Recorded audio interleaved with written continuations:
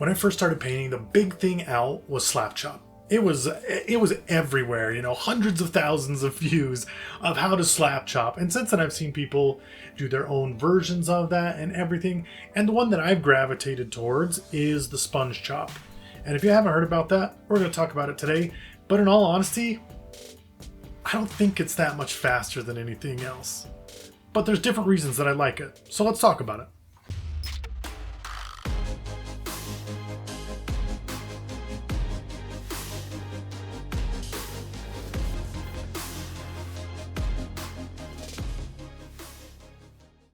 So first things first, I am painting a Warmachine army.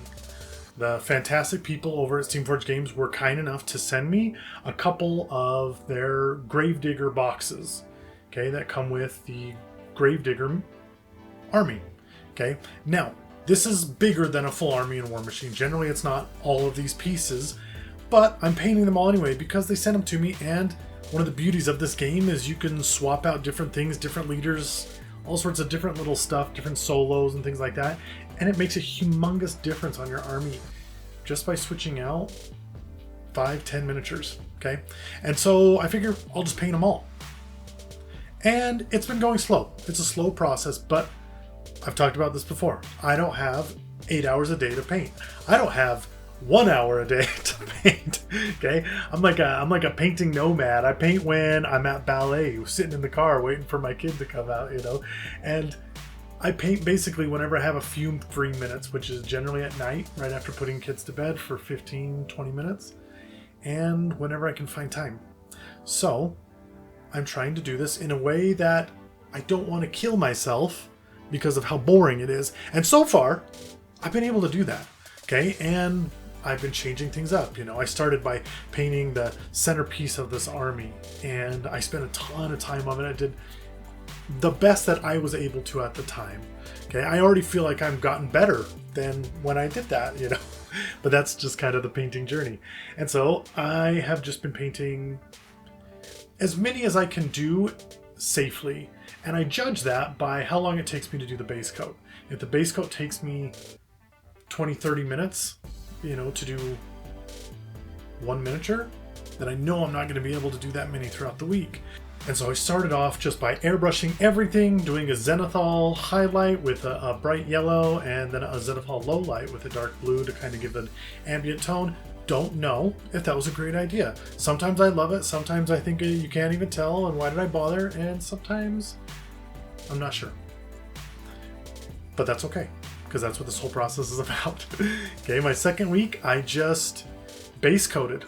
I base coated with the colors that I was going for, okay? And it took a while. I did 3 miniatures in the hopes that I could finish all 3 of them that week, and I actually ended up only being able to do 2 of them. This week, I base coated 6 miniatures, and I finished 5. So I'm not quite there, but I'm getting close to the, you know, gauging how fast things take, but I keep changing it up. And so anyway, but I started this week using the SpongeChop method. And if you don't know what that is, it's simple. You get a sponge, just like this one. Okay, they come in packaging for a lot of things. And all you do is you tear off a piece. Doesn't matter how big it is. I mean, the smaller it is, the more detail you can do. And then you get a pair of tweezers, and you stick the sponge in the tweezers, and you literally just dab it in paint and start dabbing it on the miniature. And you do it in the colors that you want the base coat to be. So, first off, I started doing this, okay? And I wanted my miniatures to start out with kind of a white, down to a bluish gray, and to a darker bluish gray down at their feet, like a faded over time. Like they've been in combat for so long that their once nice blue has just faded and just become dilapidated and gross. Okay, and so that's kind of the color scheme that I want to do for this army.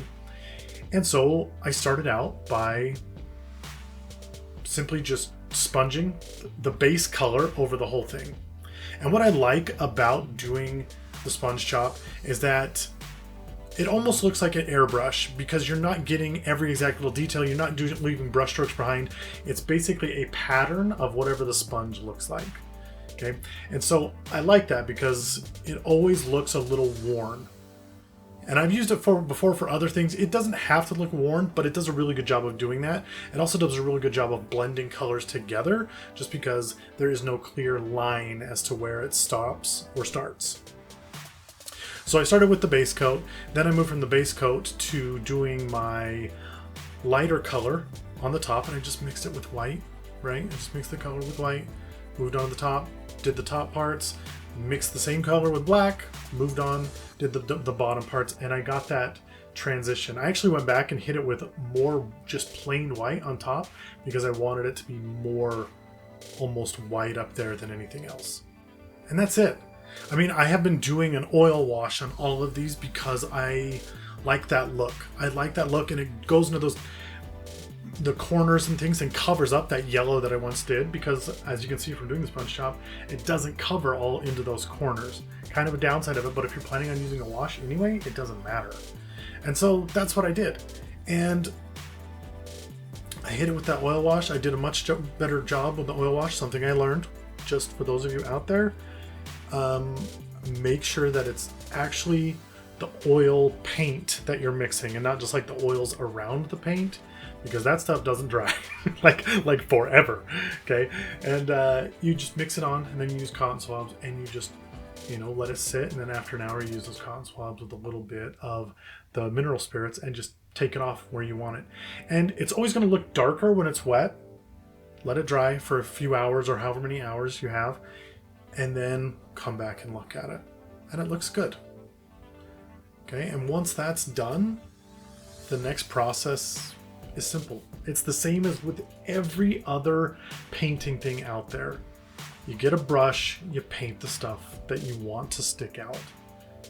Now, some people love Space Marines and things like that because they're simple and they don't have a ton of, leather bags and gadgets and gizmos and things like that, which maybe in the old days they didn't. I think more and more they have tons of that, but it's kind of hard to compete with all these 3D printed things that come out and have millions of bags and baubles and crap.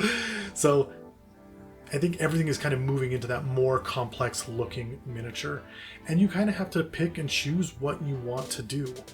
And the funny thing is that as I'm painting these miniatures, the color scheme is kind of evolving because I'm finding things that I like more as I move along, and I got my P3 paints. Finally, some actual decent paints to paint with. I got my P3 paints, and I started using the colors that I got in that set, and they're amazing. The irregulars that I got from the Kickstarter, I used 2 of those today because they were perfect for what I needed. And so I one of them is called like Copper Penny, and the other one's the blue seafoam green or whatever that I wanted these miniatures to have, and it made the process so much easier because I wasn't mixing every single time I needed to get the exact paint or whatever, and it was covering in one coat, which I cannot tell you how big of a difference that makes. If your paints aren't covering in one coat for top stuff, I mean, obviously 2 thin coats is kind of the norm, but if you're doing 3 coats or 4 coats or more, you are wasting hours of your life. Okay, find some paints that cover in 1 or 2 coats, and it makes the whole difference. I was able to color all of these 5 miniatures in an hour. That was all the color work for all of these miniatures in 1 hour, just because I wasn't having to go back and forth and cover them over and over and over again. And now I know they aren't the cleanest looking models, but they're tabletop ready. And I am happy with how they turned out. Do I want to go back and do more? Yes, but I think that's kind of normal unless you do your best. But for me, for now, I think they're great. I'm more than happy to get them on the table, and I honestly had a really good experience painting these. And if I do 5 a week at this pace, that's okay. I feel like I'm not killing myself. I'm enjoying the process. I'm having fun while I do it. And that makes it worthwhile to me. So, what should I try next?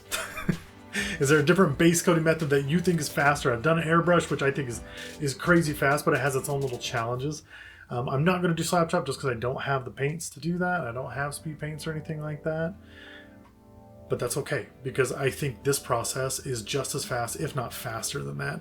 And I might stick to this unless I can think of something else and just tweak a couple different things, because I'm done with my warjacks. I'm done with my big, heavy robots, and I'm moving on to people that have a lot more stuff about them. And so I don't know if that process is even worth trying anymore. I don't know. What do you think is the fastest way to paint a miniature for an army? And no, I'm not talking about just dump a bucket of paint on it, which I've seen people do. I'm talking about the actual way that you get your army ready. What is the fastest way to do that? And do you enjoy doing that? That's the thing I want to know. So if you like this content and you want to see this army come to completion, please stick around. Like, comment below, let me know what you're working on. Let me know what armies you've done in the past and how long it took, because I would love to hear what other people are up against. And as always, don't spend so much time building your world that you forget to spend some time in it. After all, isn't that the reason we paint for hours on end? Until next time.